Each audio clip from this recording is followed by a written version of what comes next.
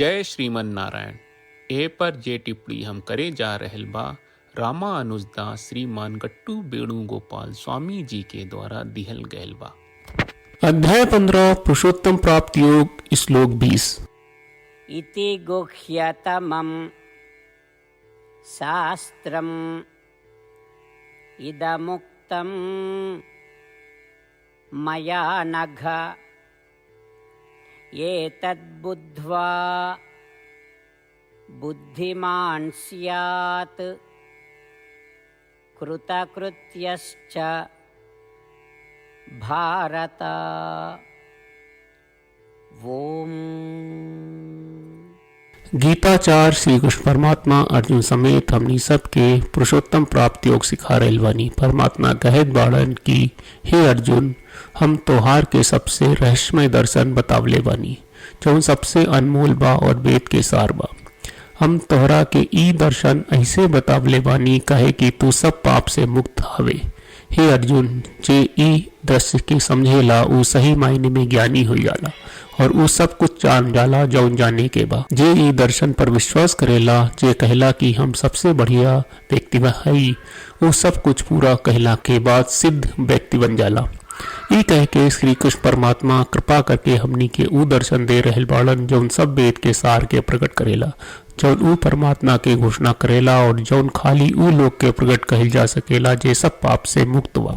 एकरा अलावा श्री कृष्ण परमात्मा ई कह रहल बाड़न की ई दर्शन के जानल काफी बा जौन कहत बा कि ऊ परमात्मा हवे और पूरा तरह से और पूरा मन से ई मानल काफी बा कि ऊ परमात्मा हवे। ई विश्वास के साथ हमनी के ऊ सब जानत मानी जा जौन हमनी के जाने के बा और ऊ सब कुछ हासिल करे के बा जौन पूरा करे के बा, जौन सार्थक हो जाला और हमनी के लगे परमात्मा के प्राप्त खातिर जरूरी सब ज्ञान बा। ऐसे हमनी के ये तथ्य के समझे के चाहिए कि श्री कृष्ण परमात्मा खुद हमनी के आपन प्राप्त के बेहतरीन साधन के बारे में बतावत बाड़े। हमनी के कौनो तरह के संदेश न होके के चाहिए और ई माने के चाहिए कि श्री कृष्ण परमात्मा परम, श्री कृष्ण परमात्मा पुरुषोत्तम और श्री कृष्ण परमात्मा श्रीमन नारायण हवे। श्रीमन नारायण के प्राप्त के आपन जीवन के उद्देश्य बना के खाली श्रीमन नारायण के शरण लेके हमनी के श्री कृष्ण परमात्मा के वचन के श्लोक के रूप में दोहरावे की कोशिश करी जा।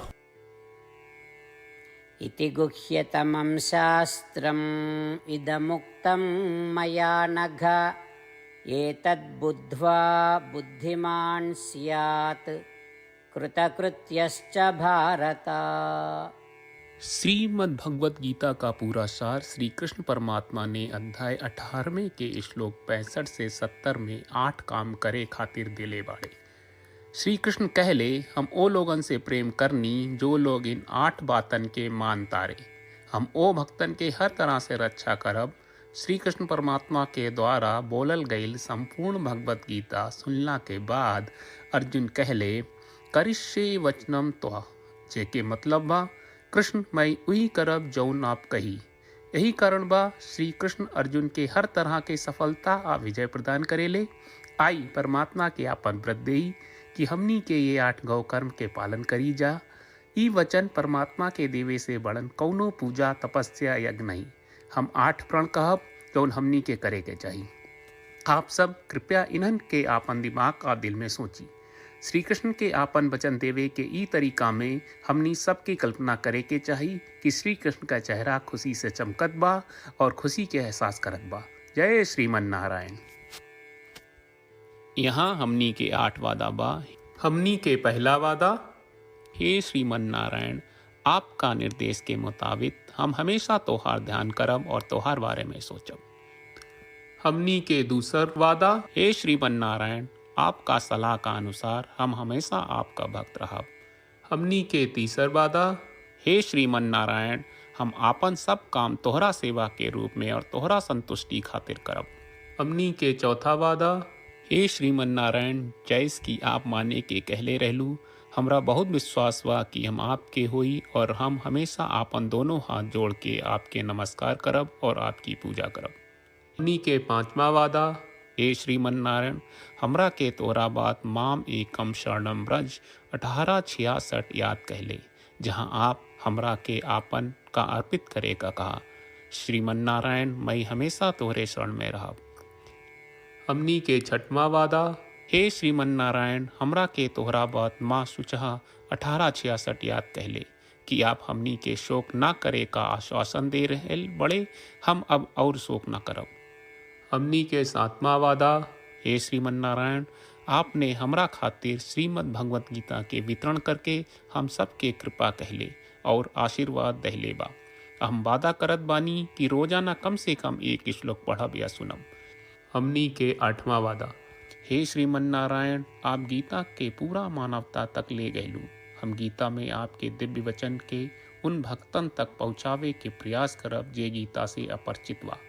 हे श्रीमन नारायण, हम उई करब जौन तू करे का कहब। हम ऐसन व्यवहार करब जैसन आप चाहत बानी और हम खाली आपका खातिर काम करब। श्रीमन नारायण के रोज आपन वचन देहल कि हम ओइस करब जैस आप कहत बानी, ई अपने आप में बड़न पूजा बा। श्रीमन नारायण, करशे वचनम त्वा। श्रीमन नारायण, हम तोरे निर्देश के मुताबिक काम करब। सर्वम श्री कृष्ण अर्पणम अस्तु। जय श्रीमन नारायण। इति गुह्यतमं शास्त्रम् इदमुक्तं मया नघ। एतद्बुद्ध्वा बुद्धिमान् स्यात् कृतकृत्यश्च भारत। ओम। इति गुह्यतमं शास्त्रम् इदमुक्तं मया नघ। एतद्बुद्ध्वा बुद्धिमान् स्यात् कृतकृत्यश्च भारत।